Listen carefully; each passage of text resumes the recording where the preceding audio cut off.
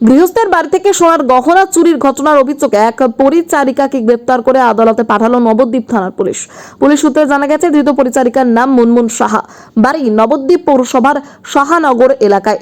অভিযোগ, গত 1 ফেব্রুয়ারি নবদ্বীপ পৌরসভার তমালতলা পাড়া এলাকার বাসিন্দা শম্পা কুণ্ডুর বাড়িতে পরিচারিকার কাজে যোগ দেন অভিযুক্ত মুনমুন।